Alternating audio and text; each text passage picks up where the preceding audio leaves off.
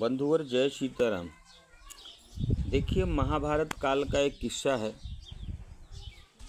भीष्म पितामह गंगा पुत्र महाराज भीष्म जब बाणों की सैया पर पड़े थे, कुरुक्षेत्र पे लहूलुहान होकर के बाणों की सैया पर पड़े हुए थे, उस समय भगवान कृष्ण जब भीष्म पितामह से मिलने के लिए गए थे, कुशल क्षेम पूछ रहे थे, बाबा भीष्म ने कन्हैया से कहा कि हे केशव, मैंने अपने जीवन में ऐसा कौन सा अपराध किया है जिसकी आज मुझे ऐसी दुर्गति और ऐसी सजा मिल रही। कन्हैया मुस्कुराए और बोले कि पितामह, ये सब अपने अपने कर्मों का ही लेखा है। हमने जैसे कर्म किए हैं उसी तरीके का हमको फल भोगना पड़ेगा, भुगतना पड़ेगा। हमने जैसा जैसा कुकर्म सत्कर्म किया या कुकर्म किया, जिस तरीके का हमने समाज को दिया, उसी तरीके से समाज के द्वारा या प्रकृति के द्वारा या फिर विधाता के द्वारा हमको फल मिलता है। भीष्म पितामह सहज स्वभाव से आर्त होकर के कन्हैया से पूछने लगे कि कन्हैया, जहाँ तक मेरी बौद्धिक क्षमता है, मैं जहाँ तक अपने पूर्व जन्मों को देखने की मुझको शक्ति प्रदान है, ईश्वर के द्वारा, बुजुर्गों के द्वारा, पूर्वजों के द्वारा, गुरुओं के द्वारा ज्ञान प्राप्त है कि मैं अपने कुछ पीछे जन्मों तक देख करके समझ सकता हूँ कि मैंने पिछले जन्मों में क्या अपराध किया है, कौन सा सत्कर्म किया है, कौन सा कुकर्म किया। उनमें से देखिए, मैं 100 जन्मों तक कन्हैया देख रहा हूँ पीछे कि ऐसा मैंने कोई अपराध नहीं किया जिसकी ऐसी सजा मुझको मिले, ऐसा भोग मुझको भोगना पड़े। भगवान केशव बाबा भीष्म की सारी बातों को सुन रहे थे और मुस्कुरा करके पुनः जवाब दिया बाबा भीष्म से। कन्हैया ने कहा कि बाबा, आप 100 जन्मों तक का देख सकते हैं, देख रहे हैं और देख करके ये ज्ञात कर पा रहे हैं कि आपने 100 जन्मों तक, पिछले जो 100 जन्म भीष्म पितामह के हो चुके थे, उन 100 जन्मों में भीष्म पितामह ने ऐसा कोई भी जघन्य अपराध नहीं किया था जिसकी ऐसी सजा उनको प्रदान हो रही थी, मिल रही थी। कन्हैया ने कहा कि आप 100 जन्मों तक देख सकते हैं, लेकिन उसके आगे भी देखिए, शायद किसी जन्म में आपने ऐसा अपराध किया हो जिसकी आज सजा आपको प्रदान हो रही है, मिल रही। बाबा ने कहा कि इसके आगे मुझे देखने की शक्ति नहीं, इसके आगे मैं नहीं देख पा रहा हूँ। भगवान कृष्ण सहज स्वभाव से मुस्कुराते हुए, क्योंकि कन्हैया मनमोहन है ना, कन्हैया मनमोहन है, उनके चेहरे से मुस्कान गायब नहीं हो सकती।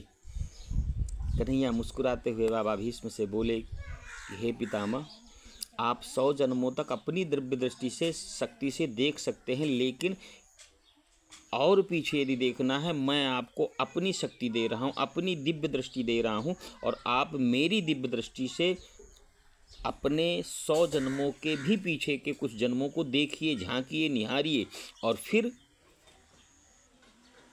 सोचिए कि आपने कौन सा अपराध किया है।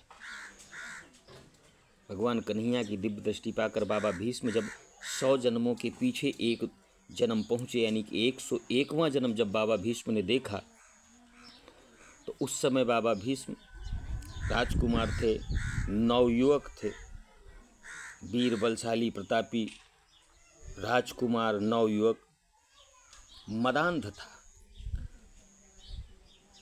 और आखेट करने गया वो राजकुमार एक कीड़े पर अनगिनत सुइयां चुभो रहा था। लकड़ी की सींक उठा करके उस कीड़े पर सुइयां चुभो रहा था, कीलें चुभा रहा था लकड़ी की, और उस पर चुभाने के बाद उसको उल्टा कीलों के सहारे, सुइयों के सहारे उसको उल्टा लिटा दिया, जैसे कि बाबा भीष्म आज यहाँ पर लेटे हुए थे। बाबा भीष्म ने देखा और बाबा भीष्म को समझते देर नहीं लगी, क्योंकि देखिए, विद्वान जो होता है ना, अपनी करनी को तुरंत समझ जाता है कि मुझको ऐसी करनी का ये फल मिल रहा। बाबा भीष्म ने जैसे ही देखा कि मेरे द्वारा ये जघन्य अपराध हुआ था, ये कुकृत्य हुआ था, इसकी सज़ा आज मुझे यहाँ इस जन्म में हस्तिनापुर में कुरुक्षेत्र की रणभूमि पर मुझे ये उस जन्म के भोग का फल यहाँ पर मुझको भोगने के लिए मिल रहा है।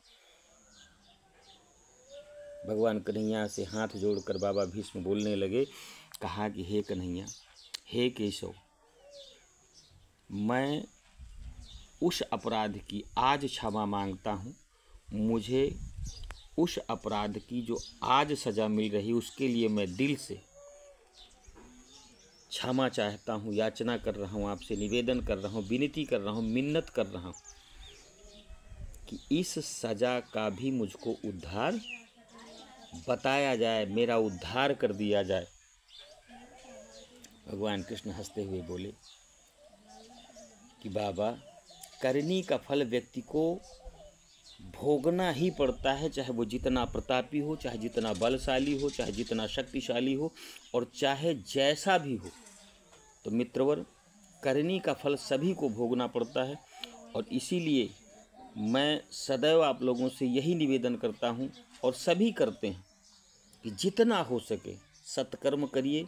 अपने द्वारा ऐसा कोई भी कार्य मत करिए कि किसी को किसी तरीके से तकलीफ हो, है उसका दिल दुखे।